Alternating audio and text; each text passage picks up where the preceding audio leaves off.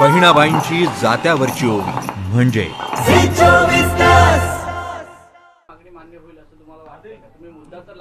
मुद्दा लावून धरलेला आहे. पहिलं म्हणजे सगळ्यांना धन्यवाद देतो, कारण आपण दुपारी भेटीची विनंती केली त्याच्याबद्दल मी आभारी आहे. असंच प्रेम आणि आपुलकी असू द्या. कालपासून अधिवेशन सुरू झालं. मी काल संध्याकाळी आलो आणि आज सकाळी आमची जी बैठक झाली महाविकास आघाडीची, साहजिकच आहे त्याच्यामध्ये राज्यासमोरचे आणि राज्यातील जनतेसमोर असलेले प्रश्न समस्या याच्यावरती चर्चा आणि प्रश्नांची सोडवणूक ही कशी करायची, कोणते विषय घ्यायचे यावरती एक साधकबाधक चर्चा झाली आणि त्याच्याप्रमाणे कामकाज सुरू झालं.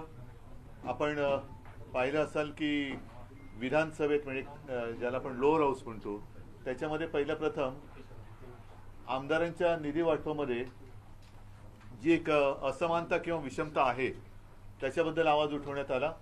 आता त्याच्याहीवरती मग सरकारने उत्तर दिलेलं आहे की असं होणार नाही, आम्ही सगळ्यांचा तो समतोल राखू. कारण शेवटी आमदार किंवा लोकप्रतिनिधी हे कोणत्या पक्षाचे यापेक्षा ते महाराष्ट्राच्या जनतेचे लोकप्रतिनिधी आहेत आणि त्यांच्या विभागातली कामं ही त्यांची स्वतःची नसून ही जनतेची असतात. त्याच्यासाठी आवाज उठवण्यात आला. दुसरा, कालच नेमका इथल्या नागपूर खंडपीठाने जो एक स्थगिती आदेश दिलेला आहे तो अत्यंत गंभीर आहे. त्याबद्दलचं विश्लेषणात्मक सगळं हे माननीय उपमुख्यमंत्र्यांनी मांडलंच, तरी प्रश्न असा येतो की हा एवढा जुना विषय एवढा सोपा असेल जसा उपमुख्यमंत्र्यांनी मांडला तर तो एवढा जुना राहील, एवढे वर्ष कोर्टात चाललाच का? आणि कोर्टात चालला आणि चालल्यानंतर स्थगिती त्याला दिली गेलेली आहे. ह्याच्याबद्दल अंबादास दानवे पण आहेत, अनिल परब पण थोड्या वेळात येतील, ते तुम्हाला अगदी व्यवस्थित माहिती पाहिजे असेल तर ती देऊ शकतील. पण मला जी माहिती मिळाली ती अशी की ज्या गोष्टीला न्यायालयाने स्थगिती दिलेली आहे आणि ते स्थगिती देताना त्याच्यात असं एक म्हटलं गेलंय की न्यायालयात प्रविष्ट हा विषय असताना सरकारने ह्याच्यात हस्तक्षेप केलेला आहे आणि त्या हस्तक्षेपाला आमचा एक विरोध नक्कीच आहे. आणि साहजिकच आहे की ज्या खात्याचा हा निर्णय आहे त्या खात्याचे मंत्री हे त्या खात्याला अजूनही मंत्री आहेत आणि मुख्यमंत्री आहेत. अशा वेळेला सरकारकडनं जी काही बाजू मांडली जाणार असेल तर तिच्यात हस्तक्षेप होण्याची शक्यता नाकारता येत नाही, कारण निर्णय घेणारे तेच आहेत. त्याच्यामुळे बाजू कशी मांडायची हे सरकारकडनं, कारण ते आता मुख्यमंत्री आहेत, असं होता का म्हणे. साहजिकच यापूर्वी असं घडलेलं आहे. मंत्र्यांचे राजीनामे आरोप झाल्यावरती घेतलेले आहेत, अगदी मुख्यमंत्र्यांचे सुद्धा घेतलेले आहेत. याचं कारण कुठेही अवाजवी दबाव हा यंत्रणेवरती येता कामा नये. त्यांनी मात्र सांगितलं की जे काम झालेलं आहे ते कायद्यानुसार झालेलं आहे, कुठल्याही प्रकारचं नाही. कायद्यानुसार झालं असेल तर मान्य आहे, पण मग कायद्यानुसार झालं असेल तर कोर्टाने स्थगिती का दिली हा विषय त्याचं उत्तर मिळणं गरजेचं आहे. आणि एवढा जर का सोपा तो विषय होता किंवा आहे तर एवढे वर्ष तो न्यायालयात लटकून का राहिला? आणि त्या नागपूर सुधार प्रन्यासचे जे तेव्हाचे चेअरमन किंवा अध्यक्ष असतात त्यांनी या गोष्टीला नकार का दिला होता ह्याचा सगळा उहापोह न्यायालयात होऊ द्या ना. आम्ही त्याच्यावरती कुठे काही बोलत नाही आहोत. आम्ही त्या विषयावरती काही बोलत नाही आहोत. परंतु जेव्हा न्यायालय सांगतंय की या आमच्या न्यायप्रविष्ट ह्याच्यामध्ये सरकारचा हस्तक्षेप झालेला आहे, ही बाब गंभीर आहे. ही बाब गंभीर आहे आणि त्याच्याबद्दल जोपर्यंत त्याचा निकाल लागत नाही तोपर्यंत ती व्यक्ती कोणी असो तिने त्या पदावरती राहणे योग्य नाही. तुम्ही उद्धव ठाकरे आपलं यांचं एकनाथ शिंदे यांचा राजीनामा जे मागतायत विधानसभेमध्ये आणि विधान परिषदेमध्ये, तुम्ही तो कंटिन्यू करणार आहेत का म्हणजे आज पक्ष म्हणून? पक्ष म्हणून शेवटी राज्याचा विषय हा, याचा विषय मी मला वाटतं अनिल परबांनी आपल्याशी दुपारी बोलताना सांगितलं असेल. मी मध्यंतरी जालन्याच्या साहित्य संमेलनात गेलो होतो आणि तिथे गेल्या वेळेच्या एका साहित्य संमेलनाच्या अध्यक्षांचं जे भाषण होतं, मला वाटतं लक्ष्मीकांत देशमुख, त्यांनी सांगितलं होतं राजा तू चुकतो आहेस हे सांगणं हे काम आहे. आणि राजा चुकत असेल तर त्या चुकीचे परिणाम फटके हे राजाला नाही तर राज्याला बसत असतात. आणि असं जर का अयोग्य निर्णय घेणारं सरकार जर राज्यात आणखीन काही काळ राहिलं तर सांगता येत नाही काय काही निर्णय होतील. विधान परिषदेमध्ये हा मुद्दा घेतला गेला, पण आज महाविकास आघाडीची बैठक जी झाली त्यात ठरलं होतं की विधानसभेमध्ये सुद्धा हा मुद्दा घेतला जाईल. तर विधानसभेमध्ये मुद्दा घेतला गेला नाही. राजीनाम्याची, मुख्यमंत्र्यांच्या राजीनाम्याची मागणी झाली नाही. त्यापेक्षा निधीचा मुद्दा, आमदारांच्या निधीचा मुद्दा घेतला गेला. उद्या घेतील तो मुद्दा. पण शेवटी निधीचा मुद्दा सुद्धा महत्वाचाच आहे. कारण सांगतो तुम्हाला की मी जे म्हटलं की कोणाला निधी देतो आहोत, हा निधी शेवटी जनतेचा असतो, जनतेच्या करातून आलेला असतो आणि जनतेच्या कामासाठी असतो. तो अमुक एक पक्षासाठी आणि अमुक एक पक्षासाठी असं तो नसतो. तो लोकप्रतिनिधींच्या वॉर्डातली कामं जनतेची करण्यासाठीचा तो निधी असतो. त्याच्यामध्ये विषमता किंवा असमानता असू नये हा सुद्धा महत्त्वाचा मुद्दा आहे. आणि मला खात्री आहे, कारण आमचं सकाळी हेच ठरलं होतं, त्याच्याप्रमाणे विधान परिषदमध्ये तो हा मुद्दा आज त्यांना घ्यावासा वाटला, आज त्यांनी घेतला, विधानसभा उद्या घेईल. नाही, पण विधानसभेच्या विरोधी पक्ष नेत्यांना विधानसभेच्या विरोधी पक्ष नेत्यांना हा मुद्दा मुख्यमंत्र्यांच्या राजीनाम्याची मागणी. नाही, आता एकनाथ खडसे पण बोललेच ना, बाकीचे लोक सुद्धा बोललेच ना. पण विरोधी पक्ष नेत्यांनी जेव्हा मुद्दा मांडला जातो तेव्हा एक मिनिट थांबा, ऐका आपण काय करू, एकदा ही बाजू हे करू म्हणजे मला मान वळवायला बरं पडेल. नाही, पण विरोधी पक्षनेते जेव्हा हा मुद्दा, विशेषतः विधानसभेतले विरोधी पक्षनेते जेव्हा हा मुद्दा मांडतात तेव्हा त्याला जास्त गांभीर्य असतं. तर तुम्हाला असं वाटत नाही की आज बैठकीत ठरलं असतानाही हा मुद्दा मांडला गेला नाही? माझं काय म्हणणं आहे, शेवटी आमच्यामध्ये जे काही सकाळी घडलं त्याच्यामध्ये दोन्ही सभागृह स्वतंत्र आहे आणि दोन्ही ह्याच्यामध्ये मी त्यांना सांगितलेलं हे मुद्दे सगळे जे आहेत, कारण काय त्या मुद्द्यावरती अजितदादा पण बोललेले आहेत, नाना पाटोले बोललेले आहेत, सगळेच त्याच्यामध्ये 2-4 लोक जे आम्ही विविध तिन्ही पक्षाचे आहोत ते बोललेलो आहोत. आणि असं ठरलं की प्रत्येक सभागृहात ज्यांना जो मुद्दा आज घ्यायचा तो आज तुम्ही घ्या, पण हे साधारण काही मुद्दे आहेत, हे मुद्दे ह्या अधिवेशनात घ्यायचे. पण सर, देवेंद्र फडणवीसांनी उत्तर देताना सांगितलं की तुम्ही जे आरोप करताय म्हणजे विरोधी पक्षाकडनं की हायकोर्टाने स्ट्रिक्चर्स पास केले, त्यांचं म्हणणं आहे की हायकोर्टाने कुठलेही स्ट्रिक्चर्स पास केलेले नाहीये. जे म्हणणं आहे ते लर्नेड ऍडव्होकेटचं म्हणणं आहे आणि जी टाइम्स ऑफ इंडिया किंवा जी पेपरमध्ये बातमी आली होती त्या अनुषंगाने लर्नेड ऍडव्होकेटनी म्हटलंय. त्याच्यामध्ये एक त्यांनी उत्तर देताना असं म्हटलंय की तो जो काही निर्णय होता त्याला 16 तारखेला त्यांनी स्टे दिलेला आहे. बरोबर ना? मी जर का चुकत नसेल तर हे बरोबर म्हटलेलं आहे. जर तो निर्णय बरोबर होता तर त्याला 16 तारखेला स्टे देण्याची गरज काय होती? रद्द केला, अलॉटमेंट रद्द केली. मग आता त्यांनी जे सगळं मोठं आपल्याला एक ती कथानक सांगितलं की किती जणांपैकी 16 जणांची नावं बाकी राहिली होती, काय होती ती, त्याच्यापैकी 16 जण बाकी राहिली होती. आता ही 16 जणांची नावं त्याच्यात समाविष्ट करायला नागपूर सुधार प्रन्यासच्या अध्यक्षांनी तत्कालीन किंवा आता ते आहेत की नाही मला कल्पना नाही, पण नकार का दिला होता? आणि नकार दिल्यानंतर हे हिअरिंग ज्यांच्याकडे झालं त्या मंत्री महोदयांनी त्याला होकार दिला आणि ते केस न्यायप्रविष्ट असताना जर आता हे सगळं न्यायालय आणि त्यांचे न्यायालयाचे मित्र काय त्याला म्हणतात, तर त्यांनी जर सांगितलं की याच्यात आम्हाला हस्तक्षेप झाल्यासारखा वाटतं सरकारचा, तर ही बाब गंभीर आहे. आणि सरकारचा हस्तक्षेप मुळामध्ये मग ज्या मंत्र्यांनी त्या अध्यक्षांनी नकार देऊन सुद्धा हा निर्णय घेतला तेच जर का त्याच खात्याचे मंत्री आणि मुख्यमंत्री असतील तर ते त्या ठिकाणी राहणे योग्य आहे का, हा एक आमचा बेसिक मुद्दा आहे. मुख्यमंत्र्यांनी असं म्हटलं होतं की गिलानी कमिटी एक गठीत झाली होती, त्याची माहिती NITनी तत्कालीन नगरविकास मंत्र्यांना दिली नाही, त्या संभ्रमात घोळ झाला. मला असं वाटतं ढकलाढकली सुरू आहे. नाही का, परत माझा एकच मूलभूत प्रश्न असा आहे की ज्या सहजतेने आणि लिलया उपमुख्यमंत्र्यांनी हे कथानक सांगितलं, हे एवढा जर का सोपा विषय होता तर तो एवढे वर्ष चाललाच का? त्याला नागपूर सुधार प्रन्यासच्या तत्कालीन अध्यक्षांनी नकार का दिला होता? आणि आत्ता न्यायालयाला किंवा न्यायालयाचे जे काय तुम्ही आता न्यायालयाचे मित्र असंच म्हणतात त्यांनी सांगितलं की याच्यात हस्तक्षेप झाल्यासारखं वाटतं, म्हणजे नेमकं काय? तर हे प्रश्न अनुत्तरितच राहत आहेत. आणि मग तो निर्णय रद्द का केला? मग तो निर्णय कोर्टाला कळवला का गेला न गेला तरी पण हस्तक्षेप झाला हे तर त्याच्यामध्ये दिसतंय ना.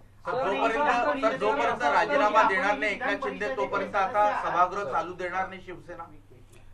हा सगळ्या महाविकास आघाडीने घ्यायचा एक निर्णय आहे, पण शेवटी आवाज उठवण्याचं काम महाविकास आघाडीने केलेलं आहे. साहजिकच आहे, विरोधी पक्षनेता विधान परिषदेमध्ये हे पद शिवसेनेकडे आहे म्हणून हा त्या सभागृहात महत्वाचा मुद्दा पहिला वाटला म्हणून तो आम्ही मांडलेला आहे. उद्याकडे विधानसभेमध्ये पण तो येईल. गृहमंत्र्यांनी असं सांगितलं हे मुद्दा लावून धरला असताना त्यांनी असं सांगितलं की खोदा पहाड़ निकली चुहिया, लेकिन पहाड़ तो खोदा ना, चुहा निकला नहीं निकला अब तक वो आया नहीं है, लेकिन पहाड़ तो खोदा. तो पहाड़ तर कोणीतरी खोदायलाच पाहिजे होता, नाहीतर असा डोंगर चढत गेला तर खणणार कधी, खोदणार कधी. उन्होंने आज जो सफाई दी उसको लेकर आप संतुष्ट है कि इस मुद्दे को आगे लेके जाएंगे? सर ये सदन चलने दिया जाएगा या नहीं, या ये कल देखेंगे ना। थोड़ा सा इलेबोरेट करके आप हिंदी में बता दीजिए। इस तरह थोड़ा का एक गंभीर थोड़ा थोड़ा आरोप- थोड़ा थोड़ा करके मैं पूरा नहीं बताऊंगा। एक बात स्पष्ट है कि जो भी ए, बाबा एक हिंदी बाइट हो गई, एक हिंदी बाइट। हाँ। अरे एक मिनिट थांब. उद्धव साहेब नक्की काय करू सांगा मला. बरं एक मिनिट मराठी पूर्ण होऊ द्या. ग्रामपंचायत निकालावरती जो निकाल लागलेला आहे, जे आपल्याला आकडे आलेले आहेत त्यावर आपण समाधानी आहात? बघा हे समाधान किंवा असमाधान हा विषय नाहीये. मुळामध्ये एक गोष्ट आपण सगळ्यांनी मानली पाहिजे की ग्रामपंचायतीच्या निवडणुका, त्या निवडणुकाचं वातावरण एक वेगळं असतं आणि त्याच्यामध्ये काही ठिकाणी स्थानिक आघाड्या उभ्या असतात, त्याच्यामध्ये काही ठिकाणी स्थानिक जे गावकरी असतात ते एकमेकांमध्ये एकत्र येऊन निवडणुका लढवतात. त्याच्यामुळे हे कोणत्याही एका पक्षाचं यश अपयश, आमचा पक्ष पहिला, तुमचा दुसरा, त्यांचा तिसरा, असं काही हे नसतं. मी एवढंच म्हणेन की जे विजयी झालेले आहेत, कारण आतापर्यंत असे आकडे वर्षानुवर्ष आपण ऐकतो आहोत, वर्षानुवर्ष असे ऐकतो आहोत आणि हे कालांतराने कळतं की याच्यामध्ये फोलपणा किती आहे. हे गेल्या वेळेला सुद्धा मधल्या काळामध्ये निकाल लागल्यानंतर आमचा पक्ष पहिला, तुमचा पक्ष दुसरा, हे असं हा बालिशपणा आहे. गावकरी एकत्र येऊन काही वेळेला निवडणूक लढतात, अनेकदा ते पक्षविरहित सुद्धा ही निवडणूक असते. चालू केलेलं आहे. तुम्ही सहभागी असणार आहात का? नाही, मी आज जाणार परत, पण मी हे 2 आठवड्याचं साधारणतः अधिवेशन आहे, तर मध्ये मध्ये जेव्हा मला शक्य असेल तेव्हा मी इथे येणार आहे. महाविकास आघाडी सरकार होतं, एक महाविकास आघाडी सरकार होतं तेव्हा हे सगळं झालं. काय म्हणाल तुम्ही? मुख्यमंत्री तेव्हा तुम्ही होता, एनआयटीचं प्रकरण झालं तेव्हा महाविकास आघाडी सरकार होतं. मी म्हणून तर मी मुख्यमंत्री आज नाहीये ना. तेव्हा तुम्ही मुख्यमंत्री होता. तसं त्या याही मुख्यमंत्री नाही. प्रश्न असा आहे, मुख्यमंत्री कोण होता किंवा सरकार कोणाचं होतं याच्यापेक्षा हे जे काही अधिकार असतात ते त्या खात्याच्या मंत्र्याचे असतात आणि हे मंत्री साधारणतः एक त्याला न्यायालयाचं एक स्वरूपासारखं ते असतं. अपील हा एक विषय असतो जो त्या खात्याचा, महसूल खात्याचा विषय असेल तर त्या खात्याकडे जातो, उद्योगाचा असेल तर तिकडे जातो. तसं नगरविकास यांच्याकडे गेला आणि त्यांनी तो त्यांच्या अखत्यारीत घेतलेला निर्णय आहे. आणि जी माहिती तुमच्या माध्यमातून मिळाली ती हीच आहे की मुख्यमंत्री म्हणून तो कन्फर्म केलेला आहे. आता प्रश्न असा आहे की तत्कालीन नगरविकास मंत्री हे आज सुद्धा नगरविकास खात्याचेच मंत्री आहेत. त्यांनी त्यावेळेला घेतलेला निर्णय सरकार जरी आमचं असेल आणि तो अयोग्य असेल तर तो अयोग्य हा अयोग्यच म्हणायला पाहिजे. आणि विशेष म्हणजे तो योग्य का अयोग्य अजून कदाचित ठरायचं बाकी असेल, परंतु हा विषय न्यायप्रविष्ट असताना न्यायालयाच्या कामकाजात हस्तक्षेप केल्याचं एक निदर्शनास आलेलं आहे. हे आल्यानंतर सरकारकडे उत्तर मागितलेलं आहे. आता ही यंत्रणा जर मुख्यमंत्र्यांच्या अंडर पूर्ण असेल तर उत्तर कसं दिलं जाईल आणि मग या सगळ्याच्यावरती दबाव येईल का? कारण याच्यामध्ये आणखीन एक महत्वाचा मुद्दा राहतो, तो नागपूर सुधार प्रन्यासच्या तत्कालीन अध्यक्षांनी या गोष्टीला दिलेला नकार.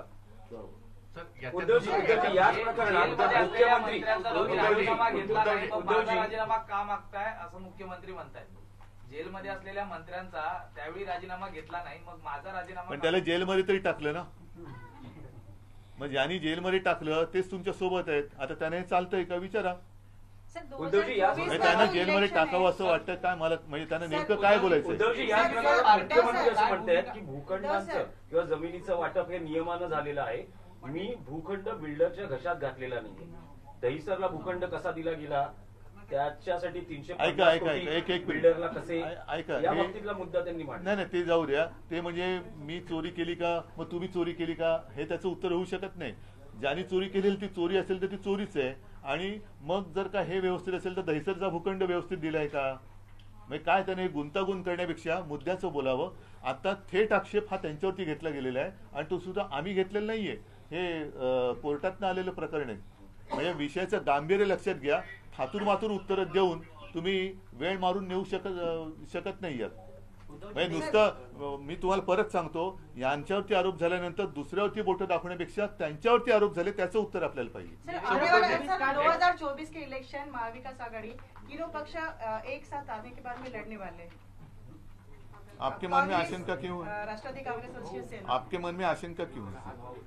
तर उद्धवजी एनआयटीचा इश्यू विचारतो. ऑलरेडी कोर्टाने सांगितलं सरकारला रिपोर्ट फाईल करायला, स्टे दिला आहे. तर याच्यावरती आपण अशी डिमांड करतायत की त्याची इन्क्वायरी कमिटी किंवा एखादा अहो रिटायर्ड कोर्टामध्येच विषय आहे ना हा. पण कोर्टामध्ये ही केस चालूच आहे, त्याच्यामुळे वेगळी चौकशी वगैरे हा मुद्दाच नाहीये. आता कोर्टाचाच विषय चालू आहे, तर कोर्टाचं निदान निकाल येईपर्यंत तरी यांनी थांबवलं पाहिजे होतं.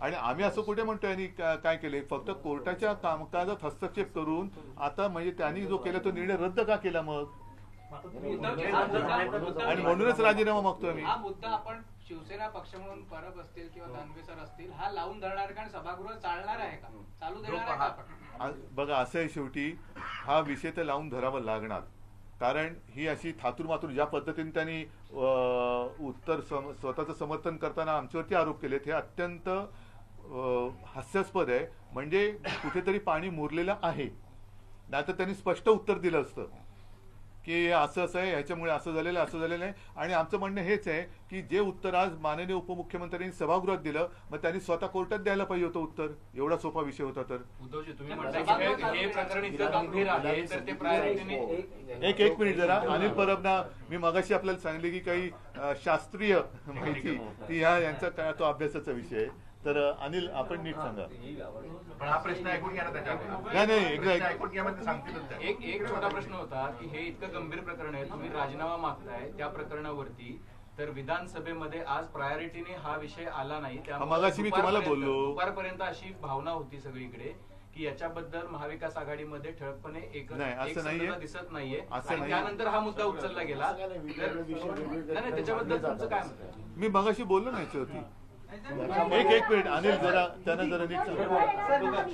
एक मिनिट त्यानं जरा अनिल परबना वेगळी नीट माहिती देऊ द्या.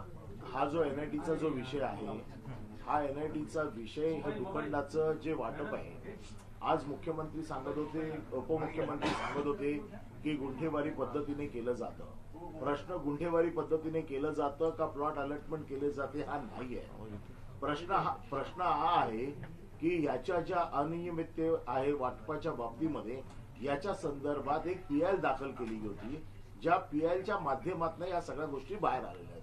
पीआयच्या वेळी ज्या वेळेला अमिकस क्युरीने ज्या वेळेला सांगितलं गेलं की अशा प्रकारची बातमी आलेली आहे, आणि ह्या बातमीमध्ये तत्कालीन नगरविकास मंत्र्यांनी एक हिअरिंग घेऊन याचं वाटप केलेलं आहे, आणि म्हणून कोर्टाने असं म्हटलंय की जर ही बातमी खरी असेल तर हे प्रकरण न्यायालयाच्या प्रक्रियेमध्ये हस्तक्षेप करणार आहे.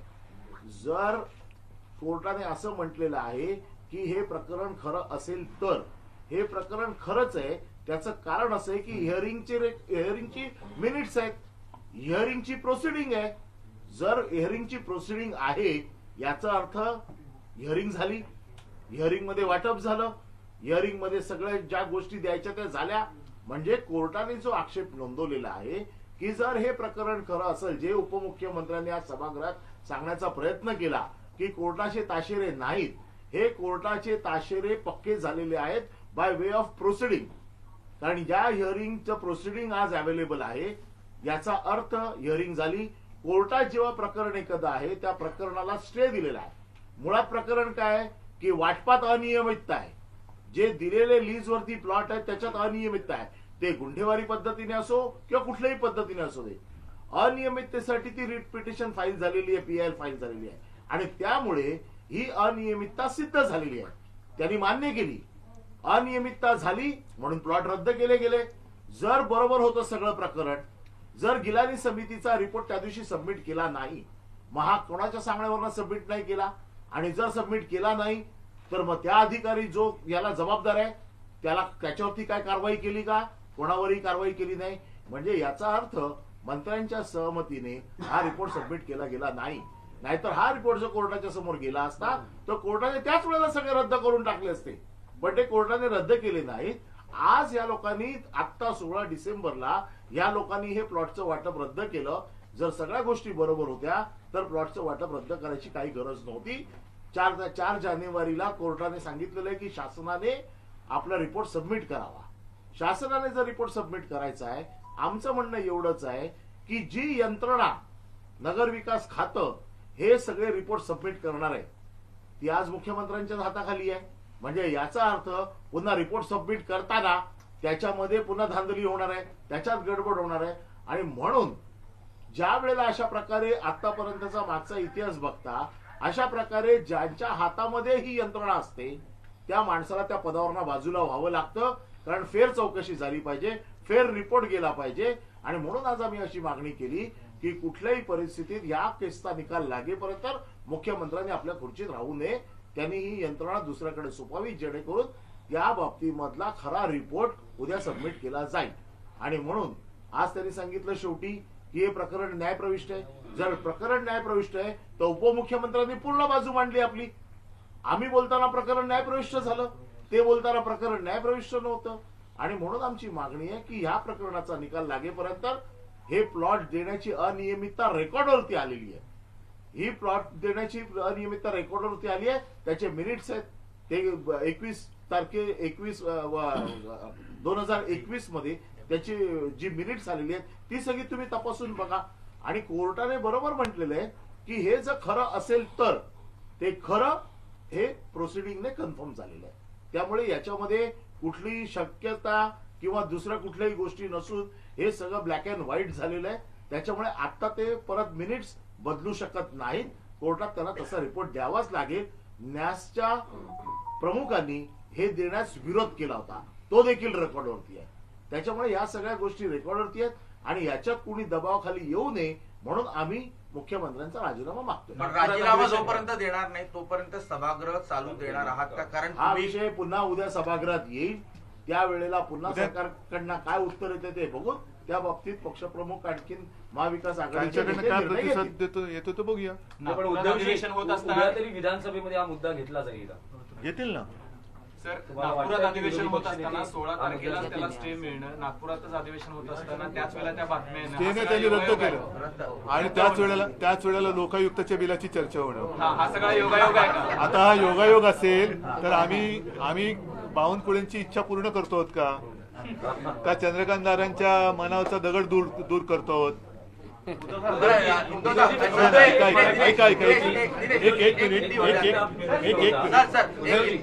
मिनिट हा जसा एक विषय महत्वाचा आहे. आदित्य ये पण जसा एक विषय आपण घेऊया, कारण आता या विषयावरती आपण बरंच बोललेलो आहोत आणि हा विषय महत्वाचा आहेच. पण त्याचबरोबरीने एक 17 तारखेला जो महाविकास आघाडीचा मोर्चा काढला त्या मोर्चामध्ये जे प्रश्न आम्ही घेतले होते, विषय घेतले होते, त्याच्यामध्ये सीमा प्रश्न हा आहेच. आणि त्या सीमा प्रश्नाबद्दल बोलताना सुद्धा काल मला वाटतं मुख्यमंत्री बोलले आम्ही मार खाल्लाय असं ते काहीतरी बोलले मला वाटतं ना. त्यावेळेला आम्ही लाठाकाठ्या खाल्ल्यात. बरोबर, पण तुम्ही त्यावेळेला लाठाकाठ्या खाल्ल्या याचा अर्थ आत्ता गप्प बसा असं त्याचं होत नाही. आता सुद्धा तिथले मराठी भाषिक लाठाकाठ्या खातच आहेत. तानडी सरकारचा, कर्नाटक सरकारचा अत्याचार भोगतातच आहेत. तुम्ही त्यावेळेला खाल्लेल्या लाठ्या पण आज वेदना त्यांना होत आहेत. त्याच्यामुळे आज तुम्ही काय करणार आहात हा एक महत्वाचा प्रश्न शिल्लक राहतोच आहे. त्याच्यामुळे हे सरकार, कारण तिकडे अमित शहाबरोबर ती बैठक झाल्यानंतर सुद्धा अगदी काल परवाकडे सुद्धा अत्याचार झाल्याच्या बातम्या येत आहेत. तर मग हे नेमकं हे सरकार त्याबद्दल नेमकं काय बोलणार आहे का नुसतं तुम्ही विचारल्यावरती जसं तुम्ही सांगितलं की इकडे हा भूखंड म्हणून तिकडे तो भूखंड, इकडे विचारलं का आम्ही तेव्हा लाठ्या खाल्ल्यात. पण तुमच्या त्यावेळेच्या लाठ्या आणि त्याचे वळ आणि त्याच्या वेदना गेल्या. पण आज आता जे तिथले तरुण आणि सगळे लोक अत्याचार भोगतायत त्यांच्या वेदनेबद्दल हे सरकार काय भूमिका घेणार आहे हा एक प्रश्न राहतोच आहे. आणि साहजिकच आहे की महाराष्ट्राच्या ज्या काही अस्मिता आहेत त्याच्याबद्दल कोश्यारी जे काय बोललेले आहेत त्याच्याबद्दल अजूनही कोश्यारी तिकडे पत्र लिहून विचारतात मी काय करू. तर म्हणजे एखादा व्यक्ती जर त्याला काहीतरी थोडी जरी लाज असती तरी ज्या राज्यामधनं आपल्या विरुद्ध एवढा असंतोष निर्माण झालेला आहे, राज्यामध्ये आपल्या विरुद्ध असंतोष निर्माण झाल्यानंतर त्यांनी स्वतःहून रामराम घ्यायला पाहिजे होता. पण तेही होत नाहीये. म्हणजे चहूबाजूनी एक तर महाराष्ट्रात असे सगळे गडबड घोटाळे करायचे, महाराष्ट्राच्या अस्मितेची विल्हेवाट लावायची, सीमा प्रश्न म्हणजे आम्हाला जो महाराष्ट्रात आणायचा भूभाग आहे, कर्नाटक व्याप्त महाराष्ट्र आहे, तो अजून येतच नाहीये. उलट कर्नाटक आता आमच्या राज्यातल्या गावांवरती हक्क सांगायला लागले, तेलंगणा सांगायला लागला, गुजरात सांगायला लागला. मग हे सरकार आणि बरं त्याच्यात भरीच भर म्हणून येणारे उद्योग दुसरीकडे वळवणं म्हणजे मग शेवटी सरकार आहे तरी कोणाचं. उद्धवजी, उपमुख्यमंत्री, तुम्ही महामोर्चाचा उल्लेख केला तर उपमुख्यमंत्री देवेंद्र फडणवीस या मोर्चाचा उल्लेख नॅनो मोर्चा, नॅनो सेना असा करतायत. नाही, माझं म्हणणं आहे की आमचा मोर्चा हा देवेंद्र फडणवीस साईज होता. ऐका ना उद्धवजी, उद्धवजी आणखी एक होता की फडणवीस यांनी असं म्हटलं. नाही पण काय मी बोललो, उत्तर दिलं तुम्हाला. नाही, माझं उत्तर पटलं ना तुम्हाला. फडणवीस पण माझं उत्तर पटलं की नाही. आमचा मोर्चा हा फडणवीस साईज होता. उद्धवजी, त्यांचं असं म्हणणं आहे की महापुरुषांचा अवमान असेल किंवा सीमा प्रश्न असेल, विरोधी पक्ष एक नॅरेटिव्ह सेट करायचा प्रयत्न करतोय. चुकीच्या पद्धतीने हे लोकांच्या पुढे आणलं जातं. ही स्ट्रॅटेजी आहे विरोधी पक्षाची, सरकारला बदनाम करण्याची. सावित्रीबाईंबद्दल ज्या शब्दात हसत हसत कोश्यारी बोलले, हा नॅरेटिव्ह आम्ही नाही केला. त्याच्यानंतर जे आता अगदी बैल पोळ्याच्या वेळेला सुद्धा बैलांवरती 50 खोके एकदम ओकेही सजावट होती. म्हणजे खोके घेऊन सरकार स्थापन केलेल्यांना त्यांची बरोबरी आग्र्याहून सुटका अशी करणारे मंत्री हे लोढा हे आमचे नाहीत, विरोधी पक्षाचे नाही आहेत. म्हणजे छत्रपती शिवाजी महाराजांचा तो जो पराक्रम आहे त्याची तुलना तुम्ही या गद्दारीबरोबर करता. हा नॅरेटिव्ह आम्ही नाही सेट केलेला आणि त्याच्या मागची महाशक्ती हीच आहे ना. हा नॅरेटिव्ह त्यांनीच केलेला आहे. चंद्रकांत पाटील तुम्हाला एक पुस्तक भेट दिलं, माझी जीवनगाथा, माझ्या आजोबांनी लिहिलेलं, आणि आजोबांनी मला ते त्यावेळेला सांगितलेलं. त्यांनी मला ते पुस्तक दिलं आणि त्याच्यामध्ये एक तो किस्सा आहे. आता ह्याच्यामध्ये असं आहे की त्या वेळेच्या त्या काळातले त्या व्यक्तींच्या मधले ते संवाद आणि ते सगळे आहेत ते आपण बोलताना, त्याच्या नंतर तुम्ही रेफरन्स देता, पण आपण बोलताना कोणत्या भाषेत बोलायचं हेच तर या महापुरुषांकडनं शिकण्याची गरज आहे. आणि त्याच्यामध्ये एक आता 2-3 तुमच्याकडे या बातम्या सगळ्या आहेत, तुमच्याच माध्यमातून तो कळलेल्या आहेत. अगदी महापुरुषांबद्दल सुद्धा आता चंद्रकांत दादा पाटलांची एक क्लिप आहे. आई वडिलांना शिवी दिली तर चालेल, आईला दिली तर काय चालतं. ही कुठली संस्कृती? आम्ही हिंदू संस्कृती मानणारी लोक आहोत. आम्ही गुरुदेव भव, पितृदेव भव, मातृदेव भव, पितृदेव भव, मातृदेव भव, आणि असं असताना तुम्ही आई वडिलांना शिवी दिलेली चालेल. आता हे काय प्रबोधनकारांनी सांगितले? हे प्रबोधनकारांनी हे सांगितलेलं. प्रबोधनकारांनी जर कोणी आईवरने शिवले का अडकन कानाखाली आवाज काढणार प्रबोधनकार होते. त्याच्यामुळे त्यांनी उगाच न झेपणाऱ्या न पेलणाऱ्या गोष्टी ह्या केवळ संदर्भ कुठेतरी कोणीतरी आणून दिलं, बघा बघा बघा म्हणून त्यांनी मला देण्याची गरज नाहीये. त्यांच्या वाचनात प्रबोधनकार या निमित्ताने आले, त्याच्याबद्दल त्यांचं भाग्य आहे. त्यांचं म्हणजे चंद्रकांत दादांचं. तुम्हाला वाटेल प्रबोधन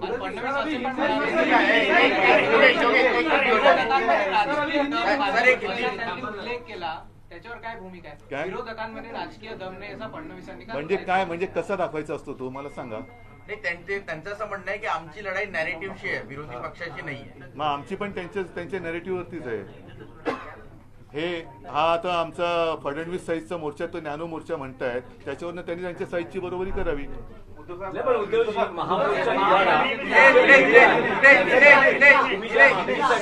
ज्या मागणीसाठी मोर्चा काढला, आता मोर्चा नंतर पुढचं पाऊल काय? मोर्चानंतर असं आहे बघा की पहिला आधी या विषयावरती महाराष्ट्रामध्ये ठिकठिकाणी शहरांमध्ये बंदला सुरुवात झाली, बरोबर आहे. म्हणजे पुण्यात झाला, कोल्हापूरला झाला, आणखीन काही ठिकाणी बंद झाला. म्हणून आम्ही सगळ्यांनी एकवटून एक महामोर्चा काढला की जेणेकरून महाराष्ट्र द्वेष्ट्यांना कळलं पाहिजे की महाराष्ट्र अजूनही जिवंत आहेत. या महाराष्ट्रामध्ये केवळ आपण वाटेल तसं राज्य करू असं नाही. महाराष्ट्र हा जित्या जागत्या मर्दांचा आहे, ते दर्शन आम्ही घडवलेलं आहे. येत्या काही दिवसात आता हे अधिवेशन सुरू आहे, त्याच्यामुळे अधिवेशन आता हे 2 आठवडे चालेल. तर ते 2 आठवड्यामध्ये आता निर्णय काय होतोय, राज्यपाल स्वतःहून जात आहेत का त्यांना तिकडनं बोलवत आहेत, हे बघावं लागेल. नाही गेले तर आम्ही जे करायचं ते आम्ही करू. पण याचा अर्थ असा की शेवटी हे आम्हाला करावं लागणार आहे. यांचा महाराष्ट्र द्वेष काही कमी होत नाही असा त्याचा अर्थ होणार आहे. सर, अभी हिंदी में जानना चाहेंगे, आपने आज प्रेस कॉन्फ्रेंस में मुख्यमंत्री के इस्तीफे की भी मांग की है, क्यों ये मांग कर रहे हैं? जो ये इस बारे में मैंने पूरी बात जो मराठी में की है, मैं आपको एक ये करता हूँ कि अनिल परब जी ठीक तरह से आपके साथ हिंदी में बात करेंगे, क्योंकि इसमें जो टेक्निकल जो मुद्दे हैं वो मुझसे ज्यादा अंबादास भी है और अनिल जी भी है.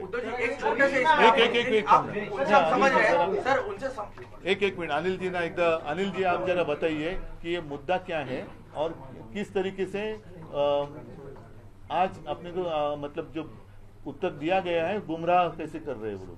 आज एनआईटी के बारे में विधान परिषद में जो सवाल उठाया गया, वो जो प्लॉट जो इशू किए गए थे, जिस प्लॉट को लेके एक हाईकोर्ट में पीआईएल दाखिल हुई थी, इस पीआईएल में प्लॉट का जो डिस्ट्रीब्यूशन करने के टाइम पे जो इरेगुलरिटीज जो हुई थी, इस बारे में इस पीआईएल में एमिकस क्यूरी का रिपोर्ट गया था, जिस एमिकस क्यूरी ने एक बात कोर्ट के सामने लाई थी कि क्यों कुछ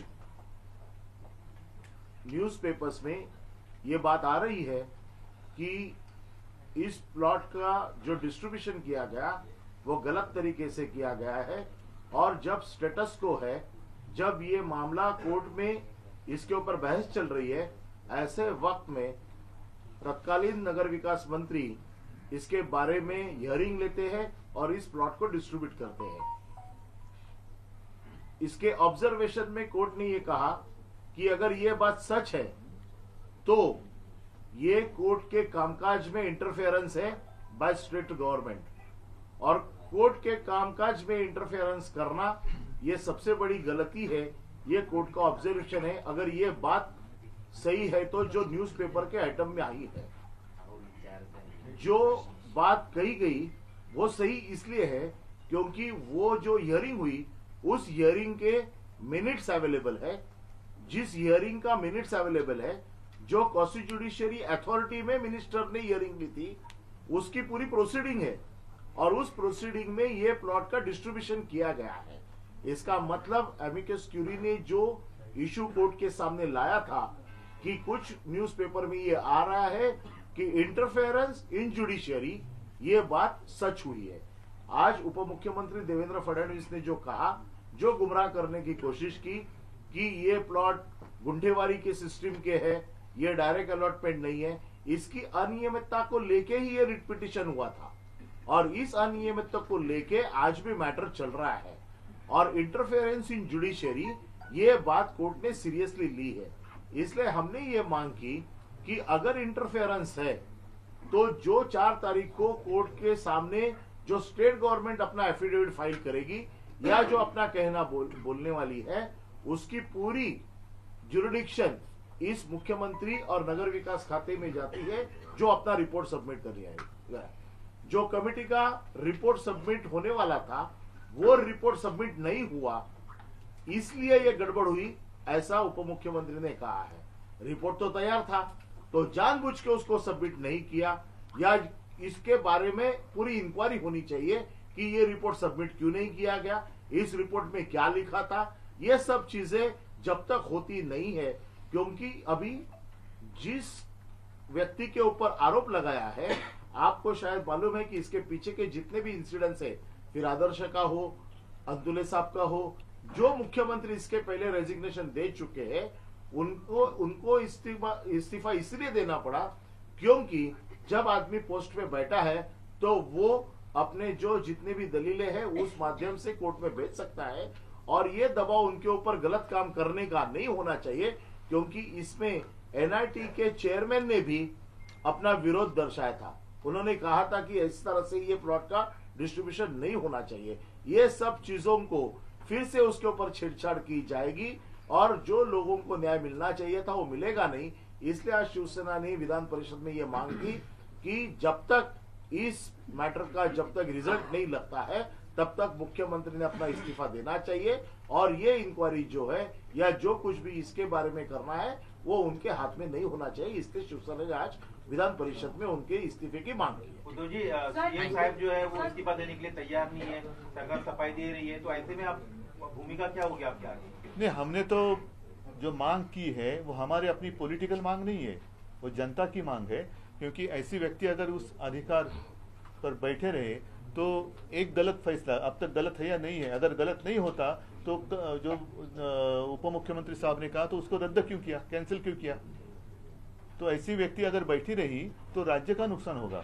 और हम ये नहीं कहते कि वो अपराधी है, वो है या नहीं है कोर्ट में तय होगा, हम नहीं उसमें कुछ कहना चाहते। लेकिन ये फिलहाल बात जो अभी सामने आई है उसको अगर देखें तो स्वाभाविक है, जैसे अनिल जी ने बताया कि पहले जब भी आरोप हुए हैं मंत्रियों ने इस्तीफा दिया है, वो इसीलिए दिया है कि वो उनके अधिकार का गलत इस्तेमाल ना करे।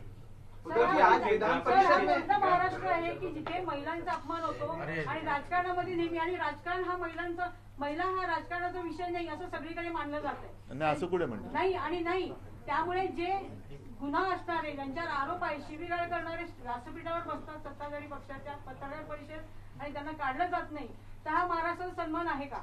नाही, तो मुद्दा मी परवाच्या मोर्चात पण एक ओझरता त्याचा उल्लेख केला. हेच महाराष्ट्राचं दुर्दैव आहे. एका बाजूला आपले आदर्श जे आहेत त्यांचे अपमान होत आहेत, आणि ते आदर्श एवढ्यासाठीच आहेत, जसं सावित्रीबाई फुले आहेत, जिजामाता आहेत, या सगळ्या महिलांनी हा महाराष्ट्र घडवण्यामध्ये मोठं योगदान दिलेलं आहे. आणि अशा महाराष्ट्रामध्ये एक व्यक्ती अगदी सुप्रिया सुळेंना जी शिवी देते, ती व्यक्ती मंत्री म्हणून आजही कायम राहते, विधान भवनात येते, सगळीकडे फिरते. हे कोणत्या प्रकारचं राज्य आहे, कोणत्या प्रकारचं सरकार आहे, आणि कोणते आदर्श आणि कोणतं हिंदुत्व? उद्धव जी, आज हमने विधान परिषद में देखा कि मुख्यमंत्री के इस्तीफे की मांग करते हुए काफी देर हंगामा हुआ, जिसके बाद विधानसभा को स्थगित भी किया, विधान परिषद को स्थगित भी किया गया.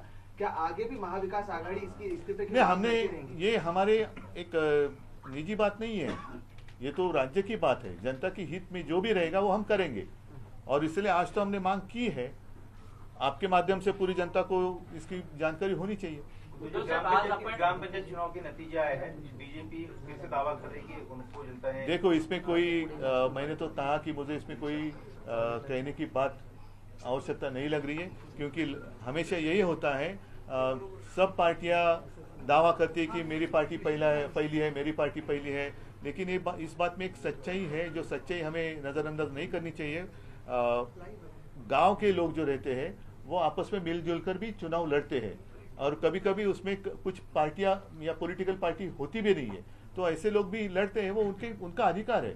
तो इसका मतलब ये नहीं कि मेरी पार्टी नंबर 1 है या मेरी पार्टी हार गई, ऐसे नहीं है. ये गांव वालों की अगर उनकी एक बात होती है, आपस में एक अच्छी एक अपनापन है, तो उसमें किसी ने उसके ऊपर क्लेम करना अच्छी बात नहीं है. दोनों तरफ से लोग आए जाएंगे, लेकिन कल जो हुआ उसके बाद आपको लगता है सरकार ये सक्षम है, या फिर जो नहीं, ये सरकार तो क्या कहूं मैं, ये सरकार तो कुछ कहने के लिए नहीं तैयार, डरती है.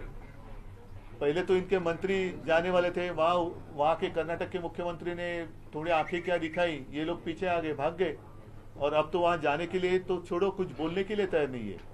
अब वो भी एक विषय है, वो जो ये जैसे NIT का विषय कोर्ट में, वैसे हमारा जो विवाद है वो भी कोर्ट में है. तो कोर्ट का ये तो एक कॉमन सेंस है, जब तक वो वहाँ से कुछ रिजल्ट आता नहीं तब तक दोनों राज्यों ने शांत रहना चाहिए था. लेकिन कर्नाटक लगातार आगे बढ़ती जा रही है. बेलगांव का उन्होंने नाम भी बदली किया, उसको उन्होंने उपराजधानी का दर्जा दिया, फिर वहाँ अभी अधिवेशन का सेशन शुरू हो गया. तो आपके पास पूरी उसकी जानकारी होगी कि अदालत में ये कब गया केस, और अदालत में जाने के बाद जो चीजें कर्नाटक सरकार ने की है, क्या वो कंटेम्प्ट है या नहीं है. और इसके ऊपर हमारे यहाँ अगर मुख्यमंत्री या उप मुख्यमंत्री, अब तो उनके बड़े नेता वहाँ दिल्ली में है, वहाँ जाकर आने के बाद भी स्थिति में कुछ बदलाव नहीं हो रहा है, तो इसका अर्थ हम क्या समझे. उद्धव साहेब, आपण विधान परिषदेचे आमदार आहात, तर आता मुख्यमंत्र्यांनी नवीन एक आरोप केलेला आहे की मुंबई महापालिकेत अतिक्रमित भूखंड आहेत, त्यासाठी तत्कालीन सत्ताधाऱ्यांनी 350 कोटी रुपये दिल्याचा एक आरोप केलेला. ते जाऊ द्या, पहिला आजच्या या आरोप जे कोर्टाचं ऑब्झर्वेशन त्याच्याबद्दल बोला. उद्धव साहेब, आपण कारण हेच तर आहे की त्यांच्यावर आरोप केले का दुसरं काहीतरी दाखवायचं, तिसरं काहीतरी, याची आम्हाला आता सवय झाली. आता टू द पॉइंट, आज जे काय आम्ही बोललेलो आहे आणि कोर्टाचं जे ऑब्झर्वेशन आहे त्याच्यावरती बोला, आणि माझं म्हणणं की राजीनामा द्या. उद्धव साहेब, आपण विधान परिषदेचे आमदार आहात, आपण 2 दिवस नागपुरात होतात, परंतु आपण परिषदेत गेला नाही, तर आपण परिषदेत आज परिषदेत येणार म्हणतो तर परिषद बंदच झाली.